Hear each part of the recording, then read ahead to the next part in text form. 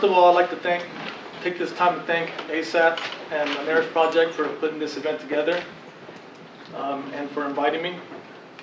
I'd like to thank OSP. I was thinking about OSP, but OSU for providing this space to have this important discussion that we're all implicated in. You know, we're all implicated in this prison industrial complex, whether we're aware of it or not. It's happening. I also want to recognize the original peoples of this land, the Kalapuya, and other bands who now make up the Confederate tribes of Grand Ron, all my relations, and anyone else in the struggle for liberation from oppression and colonization.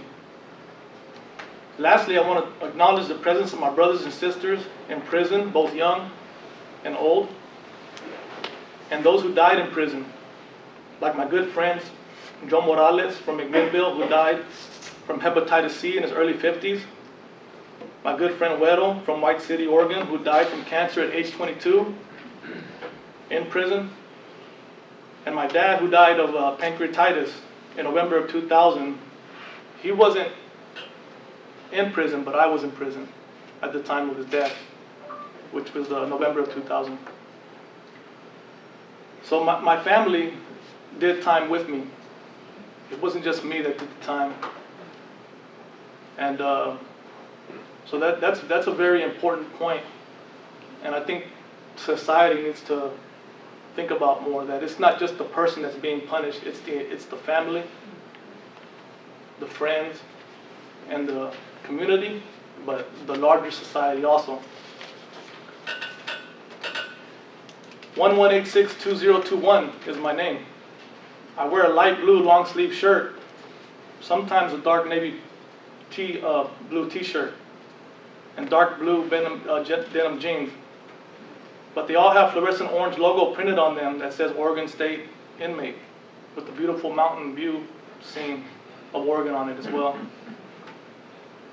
I was 18 years old when I was charged and convicted of 2 counts of assault 2 counts of unlawful use of a weapon, and sentenced to 11 years, 8 months, and did my time in many prisons throughout Oregon. But I did most of my time at Oregon State Correctional Institution in Salem, OSCI, and Oregon State Penitentiary, OSP, also in Salem, Oregon. And when I was asked to do this panel, a lot of different ideas came to mind. But you know, some of my classes, like Robert Thompson's class, the prison industrial complex class that he teaches, I'm glad that he teaches it, because it doesn't sugarcoat or tiptoe around the issue of racial justice and what's going on in our larger society, and just calls it what it is. You know, it is a racist institution. You can tell by the statistics. You can look, you know, in the books that I will be like not drawing from and talking about page numbers, but the books I draw from are Angela Davis, Are Prisons Obsolete? Like Amber suggests. It's a very, very good question. Michel Foucault, Discipline and Punish. Christian Parenti, Lockdown America, who also talks about the militarization of the police force in the US. And my favorite book is The New Jim Crow by Michelle Alexander. But talking about the prison industrial complex and having been in the criminal justice system, it was hard for me to make sense of what was going on while I was in prison. My thought at the time was just to survive, to get through it.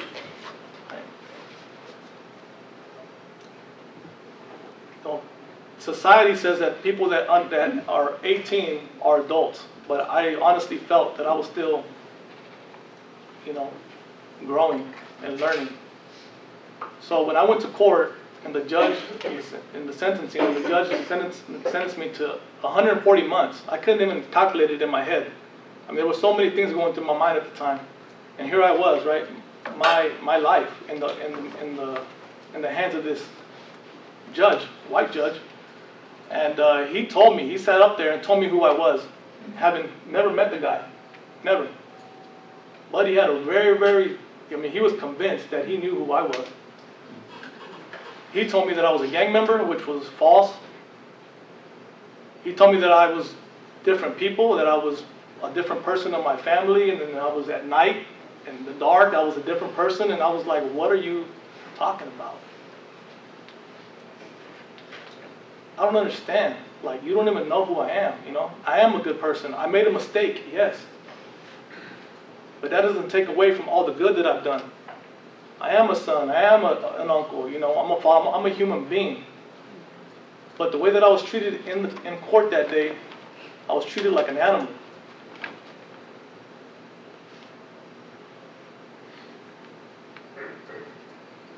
And the conclusion of that, I already said, that they handed me the maximum sentence possible under Measure 11, which was 5 years, 10 months for each count. And instead of running them concurrent, together, they ran them apart, consecutive, day for day. So the way this law works is if you have anything that is assault to, rob to, kidnap to, anything in the second degree that's a person-to-person crime,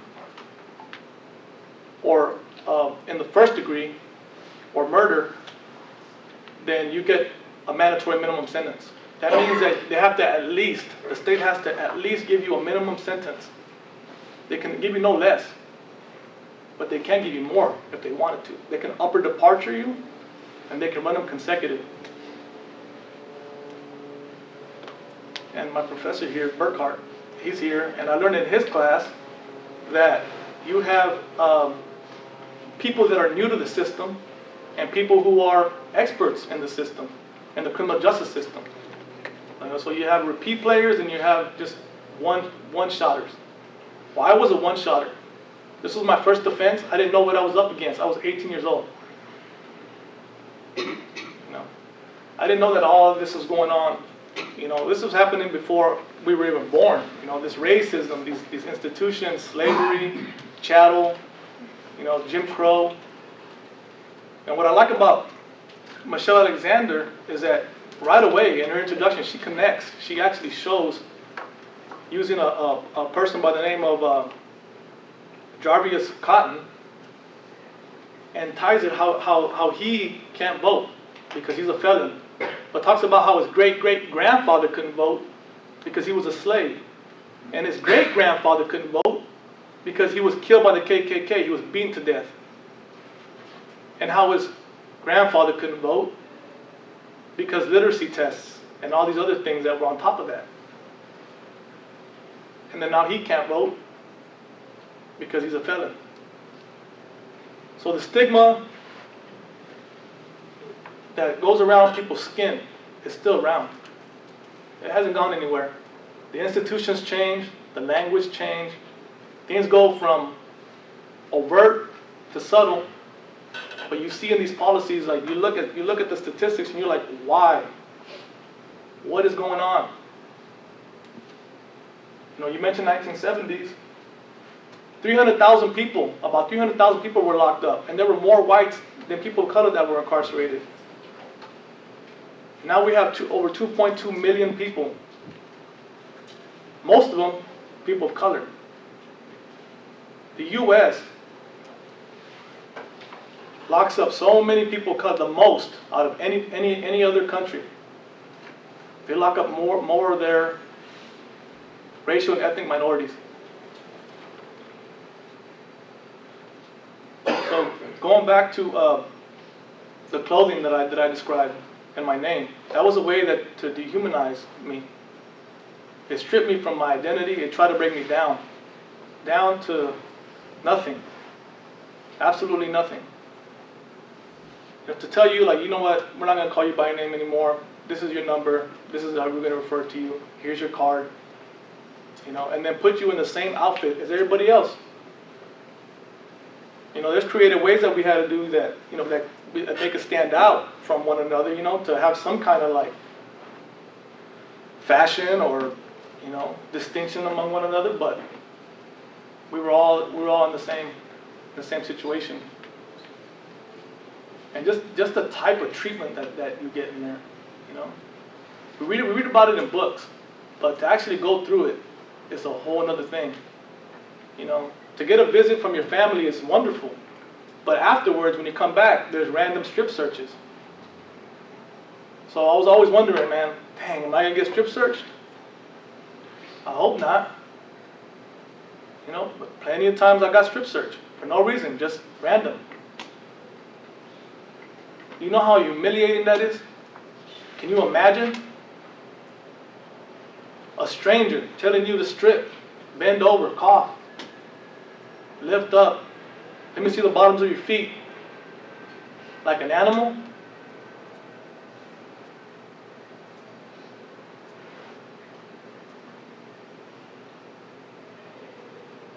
What kind of system is this? I'll tell you right now, I'm here, I'm a grad student. I'm not supposed to be here. Look at the statistics, you know, the recidivism rates. I was supposed to go back to prison. Finally, after 6 years, I was able to go back into OSP and see some of my brothers that are doing life in there. It was so good to see them and to hug them. But I was also sad because they're never getting out. And their families go visit them, whether it's their children, their mother, grandmother. I mean, these are people. And this is how we as a society think of other human beings and other people. There's got to be another way. There needs to be. So going back to labor, right? I was prison labor. It never dawned on me to think of myself as a slave while in prison. I never thought that could even be possible. But after reading Alexander, taking Thompson's course, I started connecting the dots. Because when you get convicted of a crime, you have opportunities to appeal. So there's stages of appeal. You appeal to the court, you get denied, it goes to a higher court. Post conviction. You get denied, you go to a federal habeas corpus. It takes about 10 years. The process takes about 10 years. So a lot of times, by the time people are done, I mean, they're pretty much done with their time anyway. But I found interesting that when it said, like, the plaintiff, myself, it has a case against, it was a person. It was a superintendent of the prison. I'm like, dang, you know, this guy can be considered a slave master. He owns me. Not only owns me, he owns the over 2,000 other prisoners in the Oregon State Penitentiary. They belong to him. We're his property. He can do whatever he wants to do with us. It made me think about that. When I wrote papers, I would think, you know what? Yeah. It's deep. And then, after a while, you reach minimum and you're able to go out to work.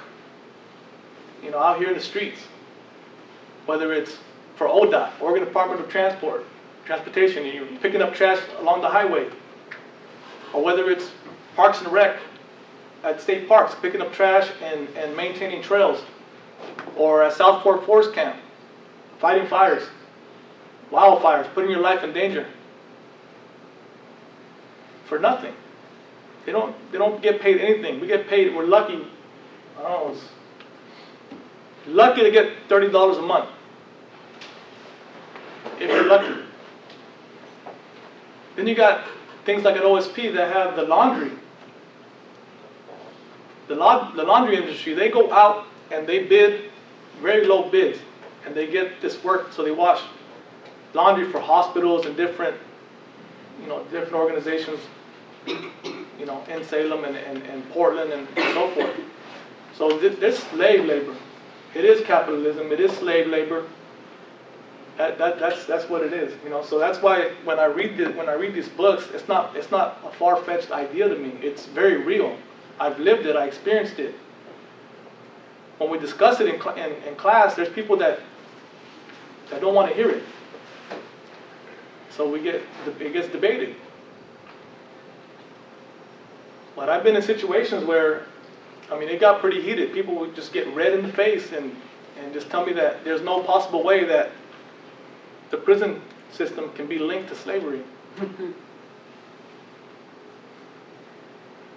And there's really some striking statistics that are going on right now. as far as people not being able to vote. There are so many people of color, and poor whites, like Thompson said, that do not have the right to vote. One of the basic rights of our country, as it is supposed to be a democracy, and so many people are excluded from that process. So the people that are going through it the worst and need things to change don't even have a voice to even engage in that process.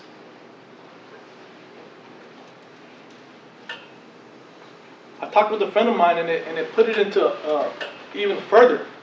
I talked to a friend of mine, and he says that one of his friends that had natural citizenship got a felony. So he did prison time, then he got out, then he got sent back to Mexico.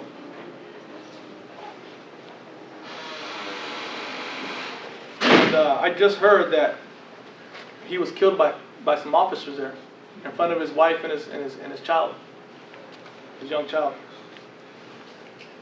And even people that have citizenship but get out, they're so overwhelmed with the restrictions and the stigma and the shame of having been in prison that they go elsewhere. They leave here, and oftentimes it's even worse than how they had it here. But they can't cope. They can't deal with the stigma and shame. Even myself, when I first paroled, I couldn't find a job. It was hard for me to find work because I had to write down that I had a criminal record, and then they would tell me that no, it's not going to work out. In other states, like mentioned in Alexander's book, not only employment but housing discrimination. This legal discrimination going on. Public services. So when people will get caught up in this system, how are they expected to get out?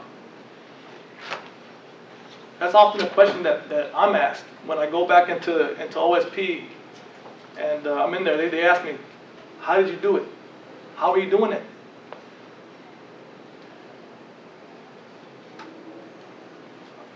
To be honest, I don't really know. I don't know. That's part of my thesis. That's my work. I'm doing a testimonial, which is I'm writing my own story, and I'm hoping to make sense of everything that's happened in my life and connect it to these larger, structures that are going on. But I don't know. I don't really know what to tell them. I just tell them, you know what? For me, I can tell you what worked for me, but it's not going to work for everyone. I knew that I wanted a better life, so I went to Chemeketa Community College. I didn't have any idea what I was doing. I just wanted to stay busy, stay occupied, and learn something. And fortunately, I ran into some good people there, some mentors, like Dr. Leo Rasca, that acknowledged me, that cared about what I thought, that challenged me for the first time. K through 12, nobody did that. Nobody cared whether I was going to go to college or not. This man did. He told me I was going to come to the university. I couldn't see it for myself. He had to see it for me. He had to help me see that. A lot of stuff we take for granted. We think, oh, they can figure it out. Why don't they do that? Because a lot of times we have been so oppressed, so dehumanized, and poverty and crime and whatever else that's going on, that we can't envision ourselves having a better life. Until somebody helps us out, then we're like, oh yeah, I can see that, I can do it, So fortunately for me, I ran into him, went into Chicano Studies, liked it, transferred here to Oregon State, got into the Ethnic Studies program with these awesome people, and yeah.